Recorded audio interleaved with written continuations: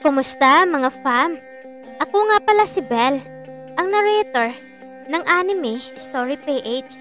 Bago natin simulan ang panibagong love story ni Hanamichi Sakuragi, nais ko lang pong sabihin na ang kwentong ito ay isang fanfiction lamang at wala ito sa original na kwento ng Slam Dunk o manga. At ang writer ng kwentong ito ay si Mariel C. Almoroto na pinamagatang Love at Second Fight. At kung bago ka pa lang dito sa aking muting channel, huwag mo na rin kalimutan ang pindutin ang bell button para updated ka sa aking mga upload araw-araw. So tayo na, simulan na natin.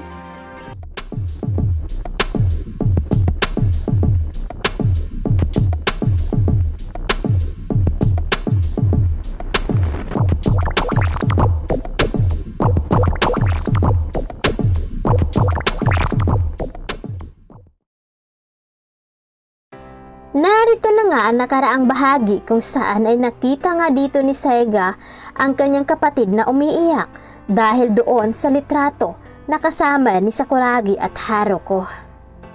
Kaiden, lahat ng litrato may kwento. Hindi natin alam ang totoong mayroon sa litratong iyan. Huwag mong husgahan agad si Sakuragi. Mahal ka nun, hindi ka niya kayang saktan. Saad naman ni Saiga sa kanyang kapatid. Kuya, ayan na kasi, kitang-kita na. Saad naman ni Kaiden. Nilalamon ka lang ng emosyon mo, kumalma ka lang. Alamin mo ang tungkol dyan, ikaw mismo. Pinunasan ni Saiga ang mga luhang tumulo sa mga mata ni Kaiden. At kapag nakakumpirmang pinagtataksilan ka niya, mananagot siya sa akin. Saad muli ni Saiga. Kuya, sana hindi ito totoo. Hindi ko kakayanin, kuya. Napayukom ng kamao si Kaiden. Tahan na, kapatid ko. Panglulubag niya sa kapatid, sabay tingin sa kawalan ng masama at nagsalita sa isipan. Sabay-sabay na problema to. Saad naman sa kanyang sarili. Samantalang, pagkaumaga ay dumating si Haruko sa loob ng gymnasium. Napaika-ika dahil sa pagtisod ng kanyang paa ay nagkaroon ito ng pamumula, dahilan para mahirapan siyang maglakad. Si Hanamichi naman ay kada oras humihingi ng tawad kay Haruko dahil sa katangahang nagawa niya kahapon. Paulit-ulit na sinasabi ang salitang patawad. Hoy, Sakuragi, pang ilang beses na ba yan? Ayos lang kasi. Ngiwing tugon ni Haruko. Lumapit naman si Honoka at mahinang hinampas ng papel ang nakayukong ulo ni Hanamichi na nasa sahig. Ang OA mo ah. Saad naman ni Honoka. Wala akong pake. Hihingi ako ng tawad hanggang sa gumaling na ang pamamaga sa paa ni Haruko. Masungit niyang sagot kay Honoka. Gunggong talaga. Hirit naman ni Rukawa. Rukawa, shut up! Pagkalipas ng ilang oras, pagsapit ng alas 5:30 ng hapon, ay naisipan ni Haruko na pumunta muna saglit sa klinik para palitan ng bindang nakalibot sa kanyang kanang paa kung saan namamaga.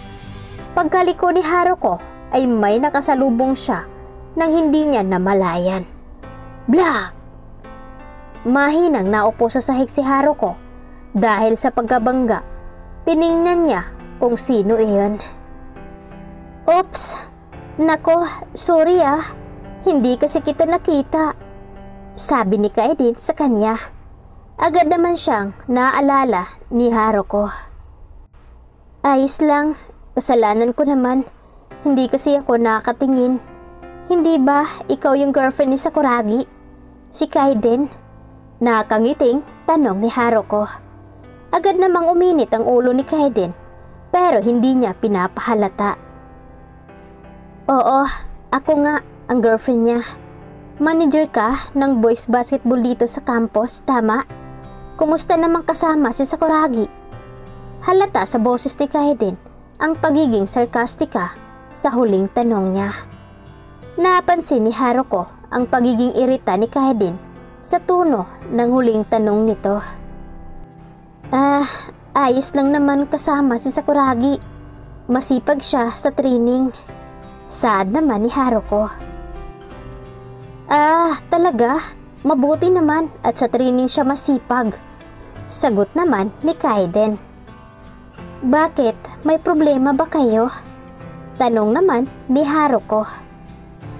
Wala naman. Sa ngayon, seryosong sagot ni Kaeden habang direktang nakatingin sa mga mata ng kausap. Ngumiti na lang si Haruko kahit naaalangan siya sa mga tingin ni Kaeden. Sige, sana maging ayos ang lahat sa inyo. Sabi naman ni Haruko. Magiging maayos ang lahat kung walang ahas na sasawsaw. Tugon naman ni Kaeden, tsaka siya tinalikuran. Naiwang nakatayo si Haruko habang pinapanood ang pag-alis ni Kaeden. May pagkasuplada pala siya, no? Bulong niya at marahang tumayo mula sa pagkaupo. Ano? Sinabi yun ni Kaeden? Gulat na tanong ni Hanamichi. Tumango naman si Haruko. Wala kaming problema sa ngayon. Ano ba ang ibig niyang sabihin doon? Saad muli ni Hanamichi.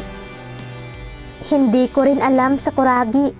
Basta ang sabi niya, magiging maayos daw ang lahat kung walang ahas na sasawsaw. Sa tuno niyang iyan ay may pinapatamaan siya. Sagot naman ni Haruko kay Hanamichi. Agoy, sino na naman kaya yun? Singit naman ni Mito. Halaka, Hanamichi! Saad pa ni Takamiya. Tumahimik nga kayo. Saway agad ni Hanamichi sa kanyang mga kaibigan. At saka mukhang irritable siya kanina. Nagkabangga nga kami. Pero ayos lang yun. Kasi hindi ko naman siya nakita. Ang lakas niya pala, no? Natumba pa ako. Akala ko lalaki yung nabangga ko. Mahinang natawa si Haruko nang maaalala niya ang kalampahan niya. Napatingin naman sa gawi niya si Honoka nang marinig niya iyon. Miss Haruko, tinulungan ka niya bang tumayo? Tanong naman ni Honoka. Agad na patikom si Haruko sa tinanong ni Honoka. Ang apat na ungas naman ay naghihintay sa sagot. Kasalanan ko naman eh, sagot niya. Kung ganon, hindi. Saad naman ni Honoka. Ayos lang, ako naman ang pabaya kanina. Depensa agad ni Haruko. Nagtinginan naman si Hanamichi at Honoka. Agad silang nakaramdam na may hindi tama. Sininyasan siya ni Honoka na pumunta sa pintuan. Kailangan nilang mag-usap. Kailangan ko siyang puntahan ngayon, sabi ni Hanamichi kay Honoka habang nakatayo sila pareho sa pintuan ng gymnasium. Dapat lang, ano bang nangyayari sa inyo? At isa pa, halos mag-iisang linggo nang wala sa sarili si Kaeden. Kahit ako, hindi niya napapansin. Pabulong na sagot ni Honoka. Wala bang sinasabi si Wan Ai sa'yo or si Ate Freya? Tanong naman ni Hanamichi. Wala, sagot naman ni Honoka. Anong gagawin ko? Balik tanong ni Hanamichi. Bad mood si Kaeden ngayon pero hindi naman tama na hindi niya tinutulungang tumayo si Miss Haruko kanina. Naghihinayang na wika ni Honoka. Napaisip si Hanamichi doon. Mukhang naintindihan ko na. Alis muna ako. Babalik ako. Ikaw muna bahala kay kulot. Paalam niya, sabay takbo paalis. Samantalang, mabibilang na lang ang mga estudyanteng naiwan sa loob ng Shohoku Campus. Mula sa rooftop ng first year building ay pinapanood ni Kaeden ang mga estudyanteng naglalakad sa baba. Kaeden, Kailangan nating mag-usap. Napangiti si Kaeden nang marinig niya ang boses ng lalaking pinakamamahal na nakatayo sa kanyang likuran. Pero agad namang nawala ang ngiting iyon at hinarap si Hanamichi. Mabuti naman at nahanap mo ako rito. Sagot naman ni Kaeden. Ano bang problema? Hindi ka naman ganyan noong nakaraang araw Lumalapit na tanong ni Hanamichi. Tiningnan niya ang buong mukha ng dalaga at napansin niyang may kakaiba talaga. Kung may problema ka sa buhay mo, pakiusap naman. Huwag mong idamay si Haruko. Saad naman ni Hanamichi. Ayan na naman. Taas boses na sabi agad ni Kaeden na kinagulat ni Hanamichi. Bakit mas concern ka sa babae ngayon kaysa akin Sakuragi? Saad naman ito na ikinagulat ni Hanamichi. Ano nga kaya ang paliwanag na gagawin dito ni Hanamichi? Dahil ngayon ay galit na galit nga si Kaeden sa kanya dahil doon sa mga litrato ng kanyang nakita. Kaya abangan natin ito mga idol sa susunod na episode.